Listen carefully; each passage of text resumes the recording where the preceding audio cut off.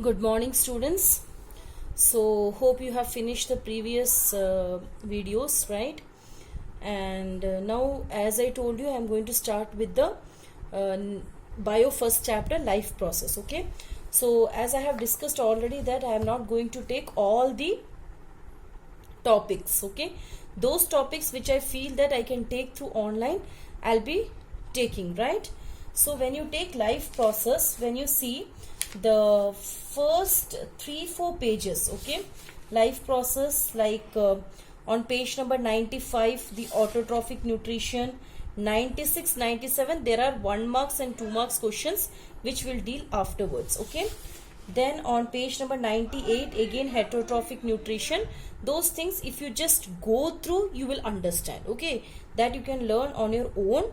And soon, like when the school reopens, I'll be taking it, but not now, right? So today I'm going to take you through nutrition in human beings, which is on page number 98. Okay, so most of the informations in this, you know, which you're learning from right from grade 6. Okay, so they have compiled everything, so most of the informations are not new, but yes, there are few informations which are new. Okay, so we'll deal with that. It's a very easy topic, so I thought that I can finish it off. Okay, so I'll just read and I'll explain what all things are important here, because like it is a theory, so I don't think so that we have to use most of our like we have the board usage, right? So I am reading from page number 99. Okay, so the heading is nutrition in human beings. Okay, nutrition in human being. Okay, so hope you know the meaning for nutrition. Okay, so you know that all the living beings, they need food to grow. Okay, so we take the food which we take is called as actually the nutrition. Okay, the process by which we uptake the food is called as nutrition. Okay, so right from we take the food inside the mouth, okay, and till it is like converted to energy. Okay, the complete process goes through many stages. Okay, so a part of that, like 60 to 70% is carried out by our digestive system, right? So today we are going to see actually the digestive system. So nutrition in human beings is actually predominantly taken by what? Digestive system, right? So today we will see about the digestive system. So I'll just read from page number 99. So we eat various types of food which has to pass through the same digestive tract.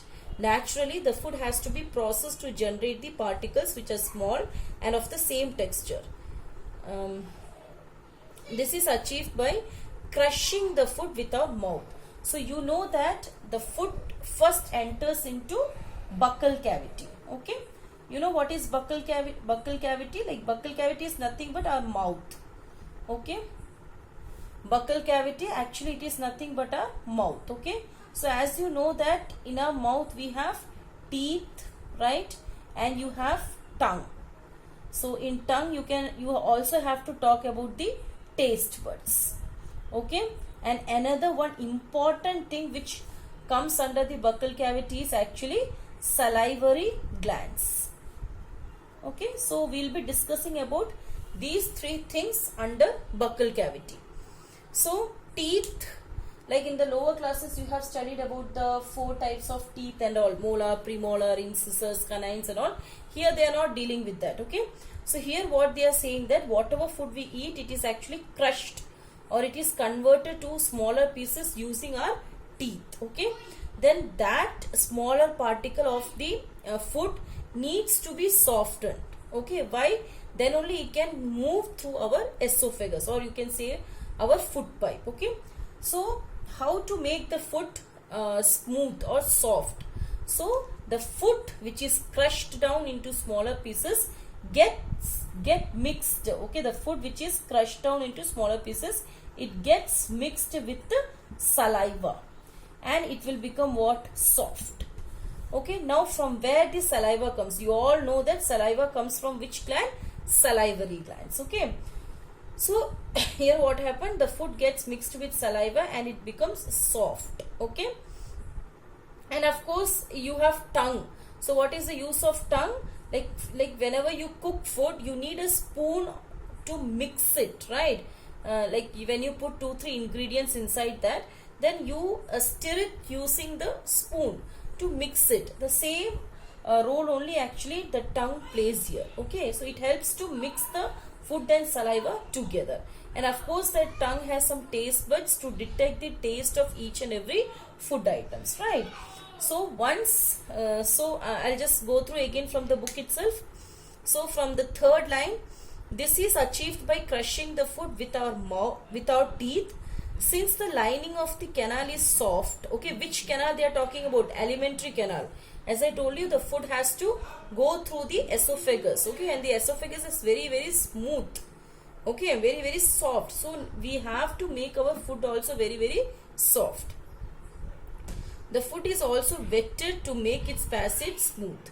When we eat something we like, okay, our mouth waters. This is actually not only water but a fluid called saliva secreted by the salivary glands. So saliva is secreted from the salivary glands, okay. And another aspect of the food we ingest is its complex nature. If it is to be absorbed from the alimentary canal, it has to be broken into smaller molecules, right? You know that if we take a big chapati, it will not go inside, or it will not pass as such through our mouth, okay. So it is first broken down into what? Small molecules. This is done with the help of the biological catalyst called enzymes, okay. So in the mouth you have to also write about the enzymes, okay. So enzymes are actually what? They are the biological catalyst, okay. As written in your book, the enzymes are what? They are the biological catalyst, okay, actually which speed up the process. They are the catalyst which speed up the process, okay. So in mouth you will come across an enzyme, okay, which is called as salivary amylase, okay. So be very clear, it is very, very important. In saliva you have an enzyme called as salivary amylase, okay. Keep it in the mind, anything which ends with ASC is an enzyme, okay. So there is an enzyme present in saliva which is called as salivary amylase, okay. Now what is the function of this salivary amylase? It will convert the starch into simple sugar, okay. So what is the function of salivary amylase? It actually converts the starch into sugar, okay. So whatever food you are taking, suppose it has starch in it, so starch cannot be digested as such from our body, because it is actually considered to be a complex molecule. So as I told you, that digestion need to make the complex molecule into simpler ones. So what happens? This starch is converted into the simpler molecules, which is nothing but sugar, okay. So starch is converted into sugar. So this happens here, right? Come back again to the book. So the saliva contains an enzyme called salivary amylase that breaks down starch, which is a complex molecule, to give simple sugars, okay. The food is mixed thoroughly with saliva and moved around the mouth while chewing by the muscular tongue, okay. So these many things you have to write under buccal cavity, okay. So I will just consolidate it again. So whatever food we are taking, it first reaches into buccal cavity, right? So in buccal cavity you have teeth, tongue, and you have the salivary glands, okay. So what is the function of the teeth? The teeth will break the complex food into simple molecules, right? Now what is tongue? Okay, we'll talk about the salivary glands first. So the salivary glands will secrete a secretion called as the saliva, okay. So what is the function of the tongue? Tongue will help to mix the broken down smaller food particles with the saliva and make the food very soft. Okay. Next, you have to tell about the enzyme. So each and every process needs biological catalyst called as enzymes. So we come across the first enzyme in our mouth, which is called as salivary amylase. Okay, which is actually present in saliva. This enzyme salivary amylase is present in saliva. Next comes, what is the function of salivary amylase? So salivary amylase mainly target starch which is present in the food. So the food which you are taking, if there is starch, so starch is considered as a complex molecule. It cannot be broken down by our body. Okay, so it has to be converted into its simpler molecule which is called as sugar, right? So this is about the buccal cavity. Okay, so this is about the first para. Next we are going to move to the second para, right? So when you see the second para, it is necessary to move the food in a regulated manner along the digestive tube so that it can be processed properly in each part. The lining of canal has muscles that contract rhythmically in order to push the food forward. These peristaltic movements occur all along the gut. Okay, so see, from the buccal cavity, okay, this is the buccal cavity. Okay, this is a mouth, this is a buccal cavity. So from the buccal cavity, now it is entering what? It is going to enter in the esophagus. Okay, otherwise called as the food pipe. Okay, otherwise called as the food pipe. So actually, you in the lower classes in 7th standard itself, you have studied that this food pipe, it actually moves very slowly inside our body.